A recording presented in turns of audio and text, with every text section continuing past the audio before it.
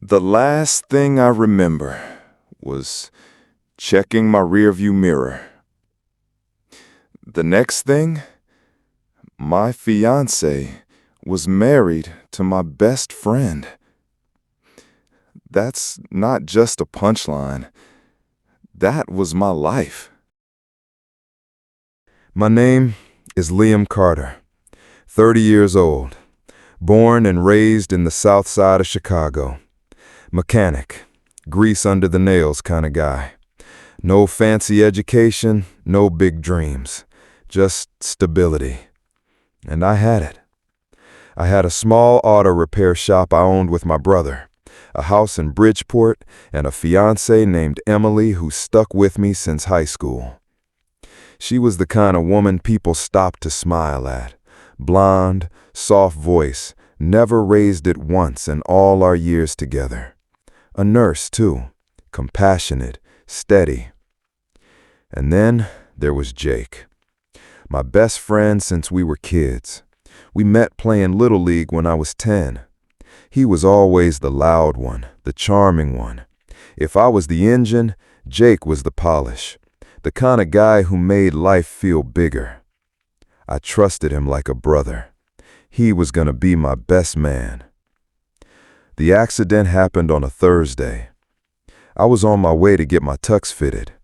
Emily had joked the night before, "Don't crash the car before the wedding." I laughed and kissed her on the forehead before heading out that morning.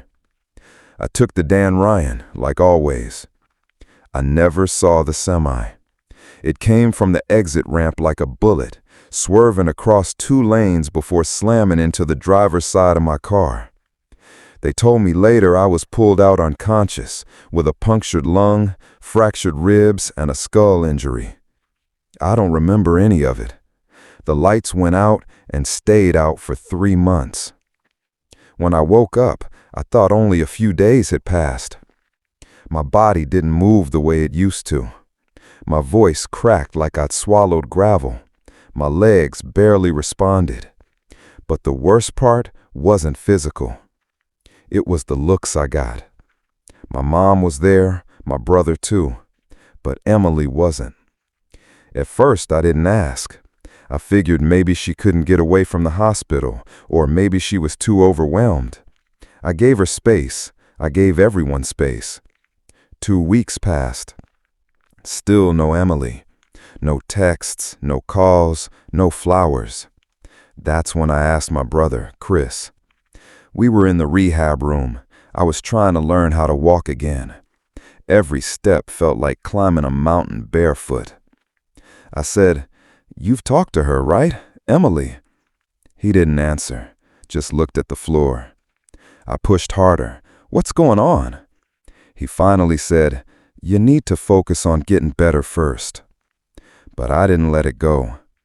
That night, I stole his phone when he went to the bathroom. Opened Emily's name, nothing. Then I checked Jake's feed.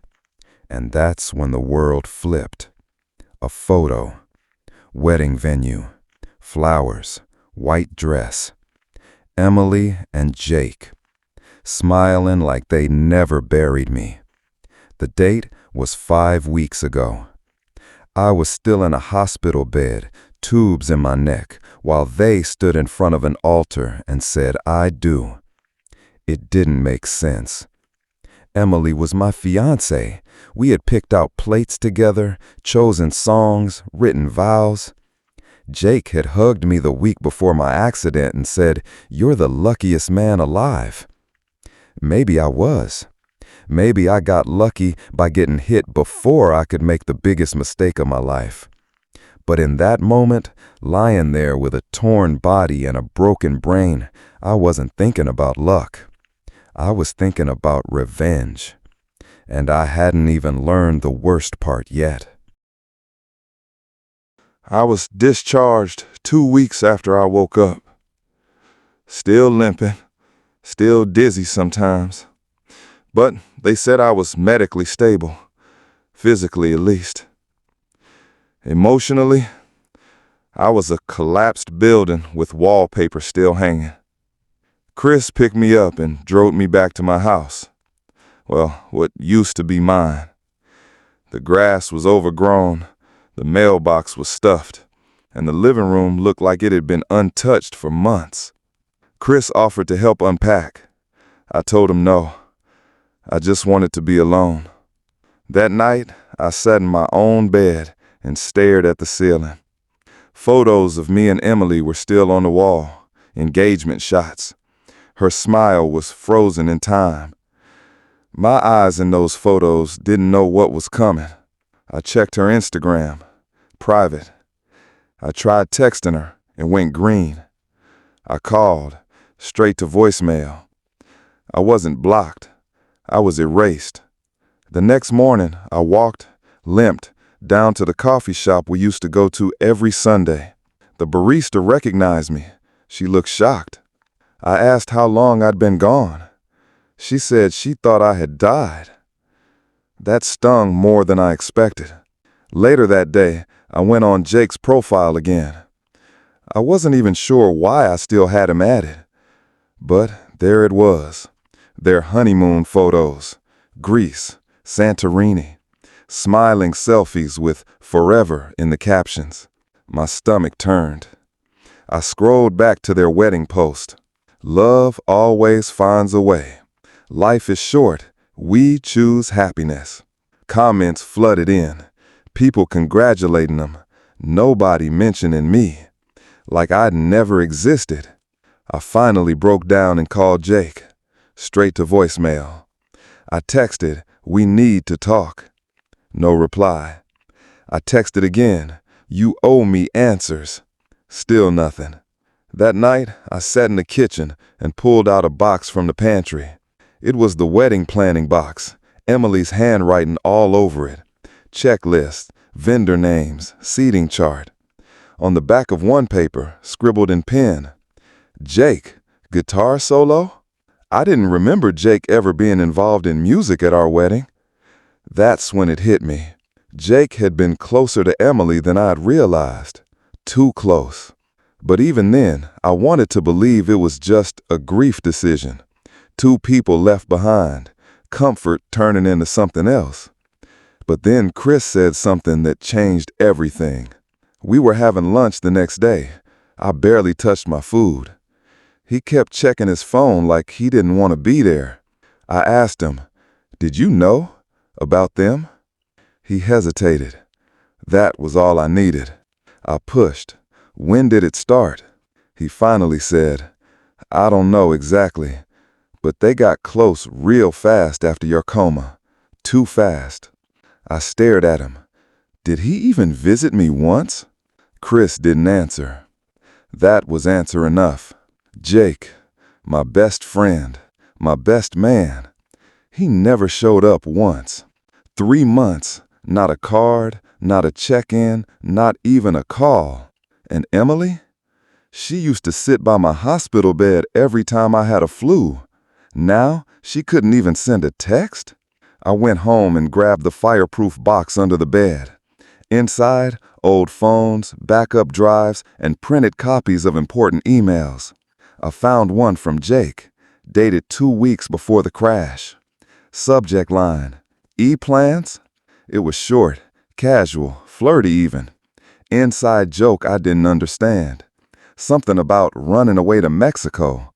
And it ended with, "We both know how this ends." I didn't reply to the email. I just stared at it. I hadn't lost Emily to grief. I hadn't lost Jake to time. I was robbed. I closed the laptop and stared at the engagement ring still sitting in the drawer. It wasn't heartbreak anymore. It was betrayal. Deep, strategic, cold. People think betrayal is loud, like screaming or slamming doors. But sometimes it's quiet, like two people getting married while you're unconscious in a hospital bed. 2 weeks after I got home, I stopped pretending I was healing. I wasn't. Physically, I could walk short distances. My ribs ached when I breathed too deep, and my vision still swam when I stood up too fast. But mentally, I was rotting. I spent hours rereading messages, old texts, emails, anything that could explain what happened. I wanted a glitch in the timeline, something that proved this wasn't real, that it was a misunderstanding, a trauma dream. But every time I looked closer, the cracks got wider. Jake had texted Emily more than me the month before my accident. And Emily, she'd changed her phone background from our engagement photo to a neutral floral image a week before the crash. I remembered asking her about it. She said, just needed a change. Now I wasn't so sure. I started making a timeline. August 3rd, our engagement dinner. August 15th, she booked the venue. September 2nd, I had the accident. October 1st, their wedding date. Less than a month after I entered a coma, they got married. Not engaged, married. I tried to stay rational. Maybe she thought I wouldn't wake up. Maybe Jake was just there for her in the worst moment of her life. But something didn't add up. So I did what I should have done earlier. I visited Claire. Claire was Emily's former co-worker at the hospital. We'd gone to a few double dates back in the day. She was the type who knew everything about everyone and never shut up about it. She opened the door, saw me, and gasped, "Liam, Jesus, I thought—" "Yeah, I know." We sat on her patio. I didn't beat around the bush. I said, "When did Emily and Jake start seeing each other?" She blinked.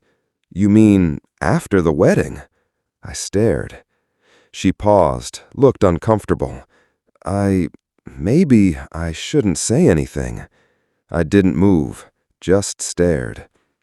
Then she whispered, "I thought you guys had broken up when she started seeing Jake, like secretly, a month or two before your accident."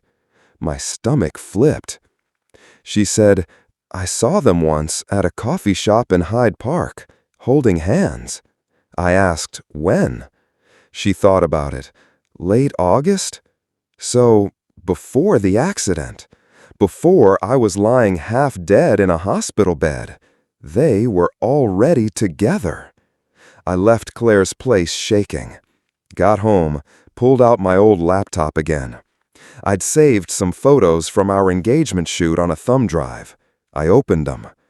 In the background of one photo, barely noticeable, Jake's face, watching.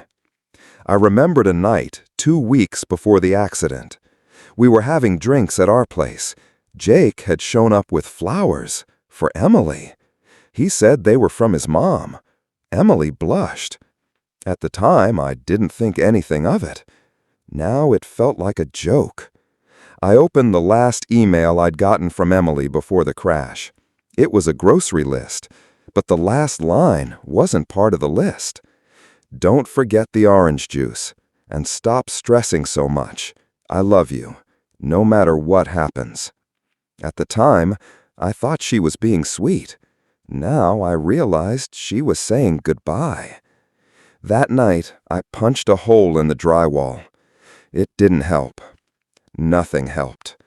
I was living in the ruins of a life I thought was real. Turns out, it was already burning before the crash. Chris came over the next day and saw the damage. He didn't say anything, just sat next to me. I asked him, "Did you know they were already together?" He didn't look at me. That was my answer. I laughed, not because it was funny, because it was pathetic. My best friend had been sleeping with my fiancée? My brother knew? My entire world had conspired to keep me stupid? I didn't cry. I didn't scream. I just stared at the ring I still hadn't thrown away. And I made a promise to myself. If I ever saw them again, I wouldn't ask why. I'd ask them, how long?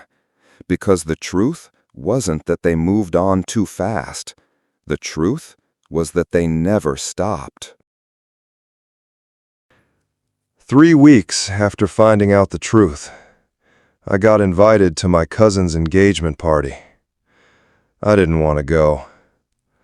Crowds still made me anxious. I wasn't walking normal yet, and I wasn't in the mood to smile at people who whispered behind my back. But then my mom said, "Emily and Jake will be there." That changed everything.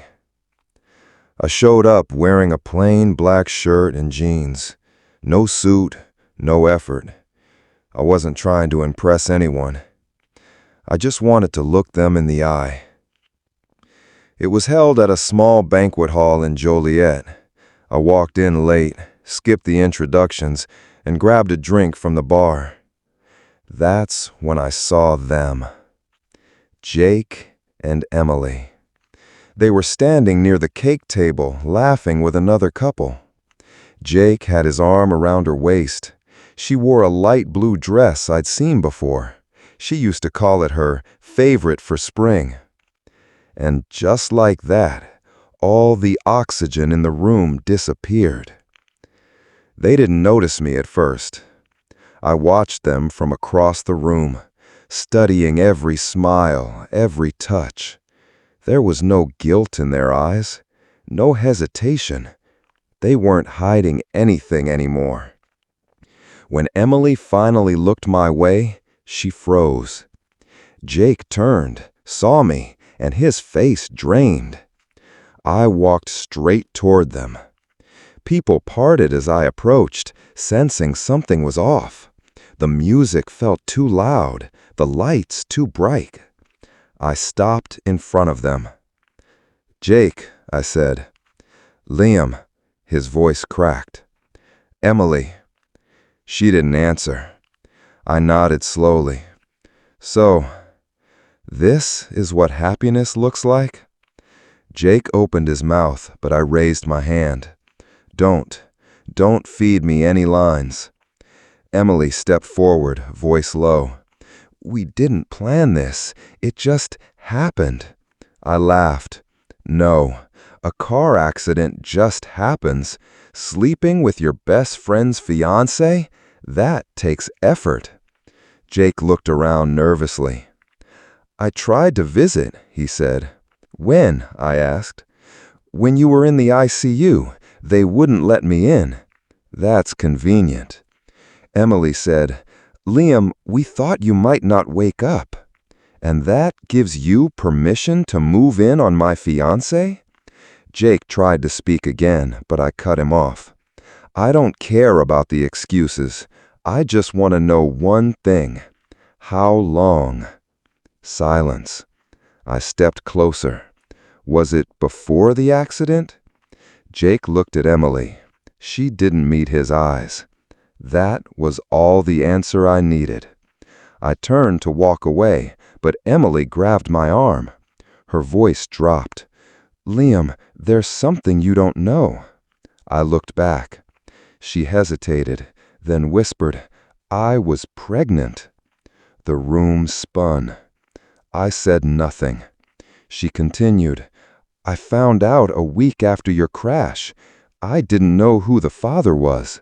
Jake, he said he'd stay no matter what." I pulled my arm free. "You got caught and used a baby to clean it up." Her voice shook. "It's not like that." "It's exactly like that." Jake stepped forward. "Look, man." "Don't call me that," I snapped. "You don't get to man me anymore." He raised his hands defensively. "I was there for her when no one else was. I was in a coma, not on vacation." People were staring now. I didn't care. I turned to Emily one last time. "You had a choice. You could have waited, or at least been honest.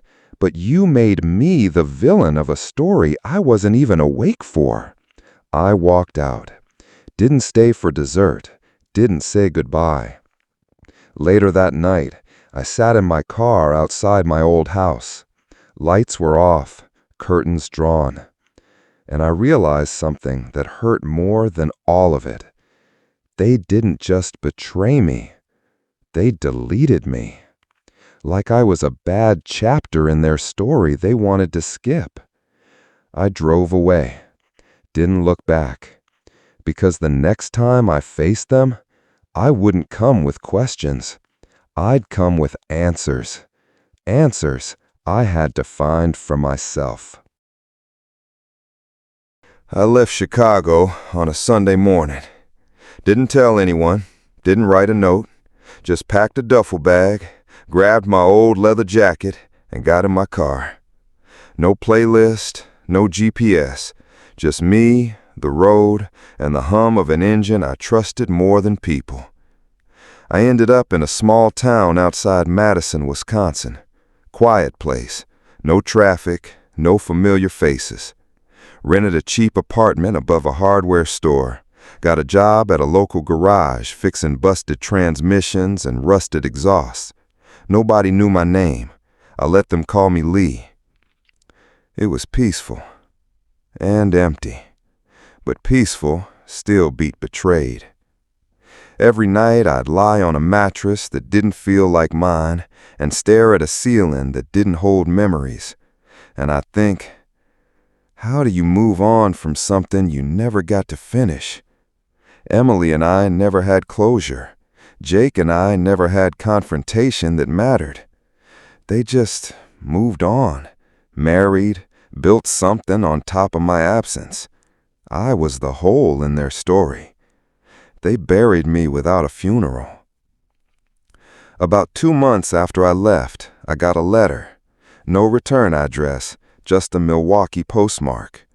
Inside, a single photo. A baby girl, probably around 6 months old, big eyes, Emily's nose. No note, no signature, just the picture. I stared at it for a long time, flipped it over, blank. It was like they were reminding me, you're not part of this. I didn't cry, didn't rage. I just burned the envelope and kept the photo. Put it inside the glove box of my truck. Haven't looked at it since. But I didn't throw it away either. I don't know what that means. Time moved weird after that. Some days I felt fine. Others, I couldn't even look in a mirror without hearing their voices. Jake's laugh, Emily's whisper, my own silence. I started writing it all down, not to share, just to get it out of my head. Pages and pages of questions I never got to ask. Did you ever love me? Did you plan this? Would you have done it if I hadn't crashed? One night, I saw them on the news. Local segment about Jake's new business, a startup he launched with Emily, a COO. They looked good, camera-friendly, safe. The anchor called them a power couple that survived tragedy. I shut the TV off. That word, survived, felt like a joke. They survived. I adapted. I stitched myself together in private while they took photos on yachts. But I never wanted revenge, not really. Because the worst thing you can do to people like that is live well. So I tried. I started running, bought a dog, took night classes in electrical work. I even went on a few dates. Nothing serious, just enough to feel human again. None of them asked about my past, and I didn't offer it. Because my story, it doesn't have a clean ending. It's not about winning. It's about enduring. The last time I saw Jake was at a gas station about a year later. He didn't see me. He was with the baby, holding her against his chest while filling up the tank. She was laughing. For a second, I wondered if she was mine. Then I realized it didn't matter.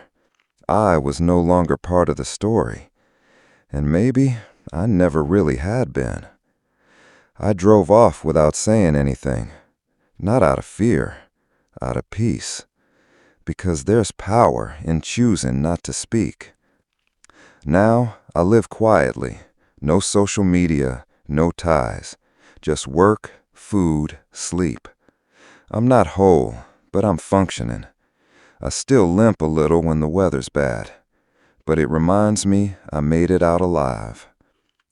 People say heartbreak fades. They're wrong. It just hardens, it sharpens, it becomes part of your structure, and you learn to live around it.